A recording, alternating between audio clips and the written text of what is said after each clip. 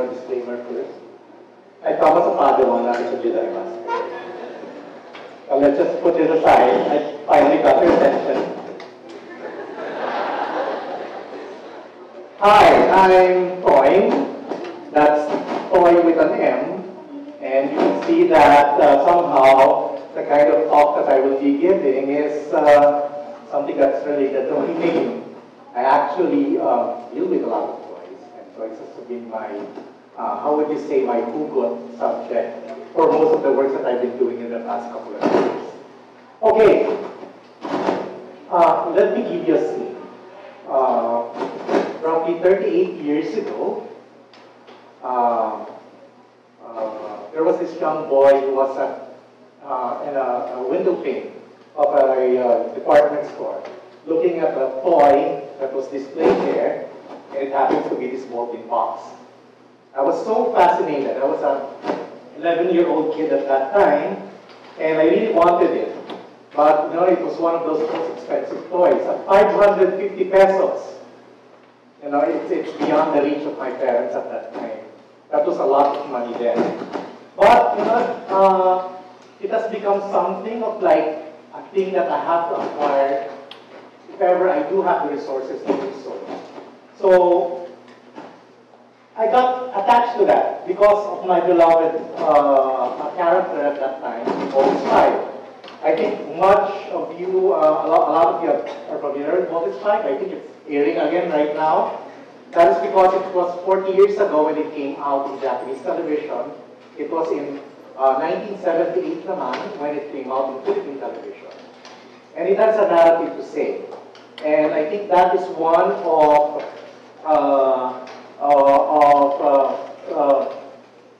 the shows that made an imprint with me. So my talk right now is a little bit like speed dating. I will try to compress as much as I can within the 15 to 18 minutes of time that I have, and probably share you an artist's journey. And along that journey, people that I've encountered along the way have made an imprint in me also. And I will try to, as much as possible, relate it back to this box here. It was 550 pesos at that time, but by the time I got this, it has appreciated to something like 27,000% in value.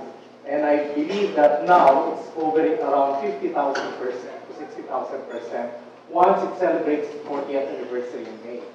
So you can just see that even though, you know, I've gotten the ability at that time to probably buy something, it has also been, it has also increased in time. So let me just go through some images very fast to tell you where I'm coming from. A sample of the box of that display case. That's the molten box, that's what's inside. It's 5 ships that combine into one. And these are the robots that you would see much into that department store at that time. Okay, what do? I do art, I do public art. That is my original cardboard box. I do historical public art. And it is something that I learned from my dad and was inspired by several mentors along the way. These are the kinds of sculptures that I do.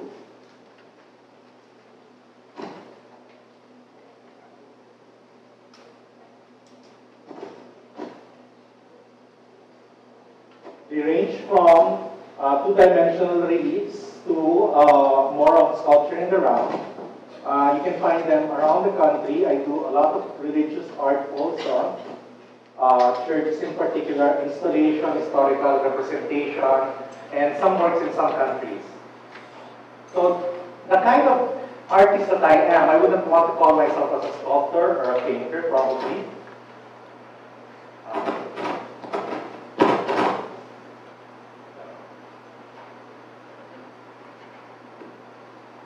Okay.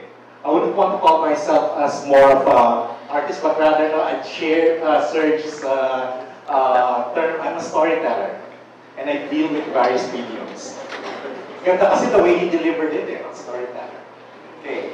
And I think it's a beautiful word because you are not confined to a particular medium. You can go adventurous sometimes. Okay? And so I continue with the works that I've been doing the past 25 years of my career as a public art or historical representation artist. And this is the biggest one that I've done. That's the Andres Bonifacio Shrine. So there came a point, no? That was around 2008 when I just got like really burnt out. And this is the kind of works that I want to be remembered with. And then you come at that age when you have kids, then you say to yourself, yeah, it brings home the bacon, it pays the bills, but I want to do something else. And so, you know, I started collaborating with several other mentors and artists and asking them advice at that time on how to, you know, explore more about it. And I have had wonderful conversation with these 5 individuals who are really a part of my life and who I really call as my mentors. Alejandro Roses, Napoleon Abueva, Marilu Diaz-Abaya was gifted me the seeing eyes to be a storyteller. My father, of course, Abdul Malik Asha Imao, and everyone, and the person who binds everyone together is my mom, Grace De Leon. So this is my boldest team. 5 yan, hindi ba? And I've collaborated, I've talked with them, I sat with them, and they encouraged me at one point of my career, you know, when they were really getting weak, they were all sickly at that time, to explore what you really want to do. So I applied for a scholarship, I got out of the country, and I stayed away for 4 years. And it was wonderful because when I stayed away, at that time, I explored other avenues of creativity, and I told myself that, you know, I do historical work, but when I'm there, I will not do the kinds of work that I do out there. So eventually, when I came back, I did a repackaging of that box art that I was so familiar with, and I came up with this kinds of work. That's made out of 300 Barbies and 300 G.I. Joes in a Trojan horse. I spent like 3 months collecting at different shops.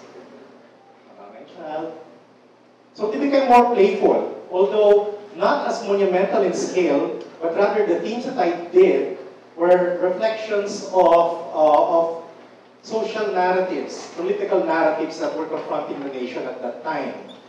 And so I played around, I still did them. These were not the kinds of work that gives you good commissions. You know, you spend for this and you know, you just pray to God that maybe someone or a collector might buy it.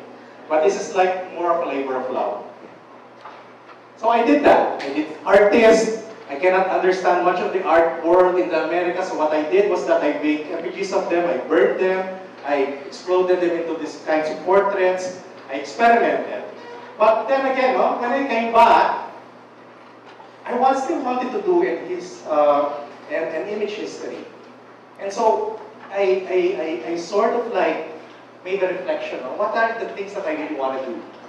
So ang pinaghugutan ko ngayon, sabi ko, I want to go back to that childhood time when everything was so crisp. At the time that, you know, you don't know what's good and evil, what's wrong or right, you know, start questioning about things around you, friends who, you know, completely turned 180 degrees. Mga kasama mo nung na aktivista ngayon, iba na yung mga kinakanta. Yung mga dating mentors mo na ganito yung kinikwento, iba na ngayon ang kinikwento. It was frustrating at the same time, but at the same time, you know, I wanted to come back to that age where everything was so clear, crystal clear. And so, I went back to my first love, all is fine. And, you know, at that time, something triggered. I was looking at the internet, then suddenly, I saw ads and memes and mga videos about the Marxists coming into power again, coming up with revisionist materials. You know, there were blatant lies, but well-crafted lies, and they were really made good. And you would believe them, you know, kung nakabata. And I had kids. If they see this, they might believe it.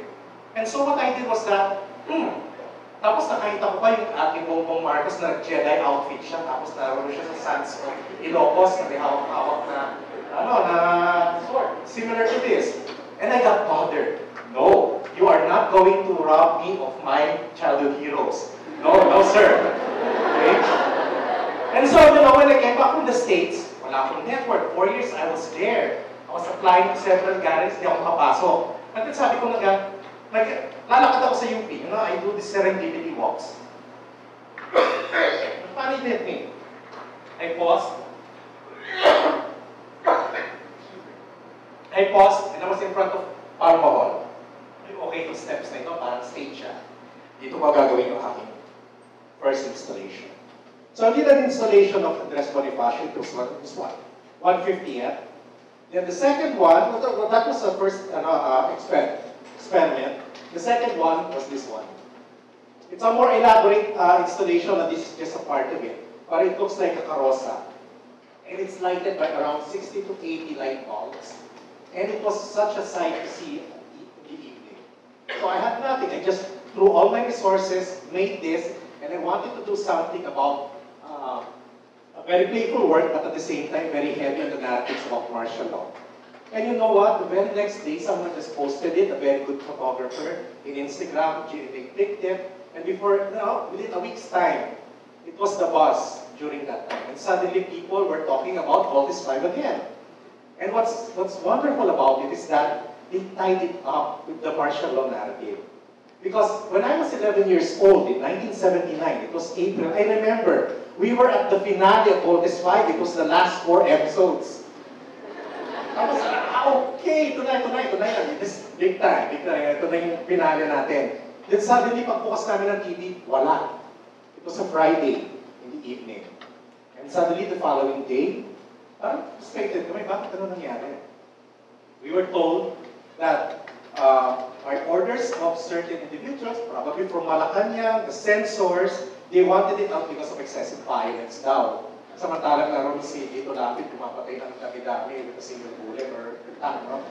Pero excessive violence daw. And it was pulled off the air together with all the other robot series at that time. So you could just imagine an entire generation of disenfranchised kids who never had a closure with this favorite TV show. So, ano nangyari yan? Sabi ko, okay, galit na galit ako noon. Noon, wala akong pakialam. I was 11-year-old. I didn't know what martial law was. I know it was happening. My parents were involved in the opposition, but I never knew what was happening around. Pero that became a coming of age for me. I suddenly realized that, no, this is the dictator who can take away, my simple pursuits of happiness. And this happens to be a cartoon. Sabi ko, parang araw gaganti ako sa inyo, President Marcos. At ito yung ginanti ko. I think, the bottom line is that, coming back to this box, the bottom line is that if you want to be a storyteller, I got involved with a lot of expressions about this. May sumunod pa yan si Mazinger about the conjugal dictatorship. When no one else was talking about the Marcos Boreal, I did a Dymos installation. You can see it online if you want to find out more about it. And I did a series. I called it Super Robot Suffer Reboot, because it was a reboot of the suffering I had as a kid, who was taken out, tinake out in the show. And so I did this. I did this work, a series of works, and I'll show you how it's finally made. I'll form it to. That was the installation. That's the first installation in UP. It's lighted at night. This is how it looks like. Made to the front pages. That's the installation at the Ayala Museum. I got invited finally. And it opened up a lot of gates. Suddenly, this museums and galleries knocking at my door, asking me if I could develop something like an exhibition. And then eventually ended up exhibiting without even applying for them in these institutions. I think the lesson here is that once you have a very sincere and grounded story to tell, and I can fully appreciate what Serge was telling a while ago, people will listen to you. Because there is nothing more beautiful than a very sincere and honest story about your personal struggles. It's stranger than fiction. It is, because it's not make-believe. It really happened. And so, I continued on with these works. Dymos, before the Marcos Boreal. That was the first one I did in yung head of state. Then eventually, it went back. UP asked me to develop a display for the university during Christmas. I did a work at CCP. Finally, that was my first exhibition at CCP. And I did this. It's not all fun and games. And sometimes I deal with a really heavy subject matters, but still within the aspect of trying to deliver the narratives about martial law, a very dark period in our history. And so I was starting to think out of the box. And sabi ko, ayaw ko maiwan lang dito sa sculpture. I want to do more. And so I collaborated with film. I did my first film, Canada Dreamweaver. I did production design. It was my first Cinemalaya work. And you know, it was also my first Cinemalaya award as production designer at that time. It was really a wonderful surprise. Then second, I got involved in theater with Magiling Mandirigma. It was my first set design, and the following year I also got an award in set design for my first ever work in theater. I think the bottom line is that, you know, once you have a very firm hold of what you want to say, I think everything comes into place and people can appreciate it. So pinaghuhugutan this from real life experience and try to convey it. But, you know, what comes new with the box that I am right now, to just, you know, summarize everything up. Besides doing exhibitions and work, you know, I continue to play. I think play, toys, and childhood plays a very important to the narratives that I try to deliver right now. Because for me, you know, I wouldn't want to use the word pure when it comes to really pure stories and pure ideas at that time. I'm still very much involved in pop culture. I am a geek. You can't just imagine. I have a separate studio house, but my wife doesn't know that much. I'm a weekend warrior. I do historical recreations, reenactments. I'm a weekend soldier. I do World War II. That's with my son there. I get to carry guns and airsoft. I am the proud armor. We were the first one to do the armor of Rogue One. You watch Rogue One, of course, huh? Did anyone not watch Rogue One? Okay, Rogue One. So I was like, I do costumes. I did baseball, was the short troopers. But at the same time, you know, this kind of approach, whenever nagkakaroon ng rally and they invite me over, especially during the time ng Marcos Boreal, when everyone was out on the streets, I hope that some of you were, at least kahit kung observa lang, I would always relate, I would share, no? Maraming malakas, galit, or iba yung angulo, pero I'd like to, you know, whenever I speak, I try to approach them with narratives that are, binabalik ko sila sa time na kung saan kayo unang nagalit sa mga Marcos. You know, it somehow breaks, it makes it more human. It minus the very heavy rhetorics probably. And, you know, I still talk this way in terms of sharing these particular stories. And so, it's a matter of like, I have a lot of interest. And this lot of interest na ito, hindi yung parang law natin na yun na distracting, yes? Distracting, driving, something, law. It's not something like that, you know? I do not let them distract me. Whenever I have an idea, I put together all my different personas. Someone who loves toys, pop culture, someone who's also an activista, someone who's an architect, maybe a designer, a sculptor, a painter. I put them together. And I do this, and I walk into a persona that will try to address this particular story that I want to deal with. And so I've been doing that. And one wonderful thing about it is that, you know, I started with a fascination about something like 5 different vehicles bolting into one. You can play individually. But at the same time, it has become a philosophical way. You're familiar with Gestalt, of course. You're familiar with Transformers. I think, you know, individually we are something on the outside, but we can transform to something that's really awesome. With great blazing guns, and you can, you know, fight evil. I think that's the bottom line, you know. We can have this facade. We can keep our day job, but at the same time, we're kid crusaders at night. I've been doing heroes for most of my life. Heroes narratives in sculptures and paintings and monuments. But at this point, no, I've already identified probably, I I've identified that I can be also a hero in my own way, and I can inspire other people to be that way. You can still keep your identity. You can still keep that contract with Philippine Science High School and become a scientist or deal with that, but you can also be an artist. And I like our mathematician here. I think she's going towards that direction. You know, you can be somebody you want. You can have a different persona in this age of multitasking, di ba? So, I will end with something that I've written last month when I was at my lowest point. As a last note, no, siguro ito yung kagandahan ng last speaker ka, nag-overtime ka ng konti, pero you know. Okay, I will need my glasses. I want to share with you. It's something like sa pagiging artista or artist. May you be a writer, dancer, someone who's into literature. Artists are generally solitary creatures, much like people in science, who prefer the comfort of their studios and desks, quietly toiling on their works. But once you disturb the peace of their environment, the source of their nourishment, threaten the lives of their loved ones, the source of their inspiration, they will move and make the streets as their canvas. They will sing songs from the mouths of the voiceless, dance with the rage and passion of resistance, scratch words of truth and defiance onto the walls that divide the nation. Once angered, pained, and wounded, they will bleed masterpieces more powerful than the monuments of tyrants.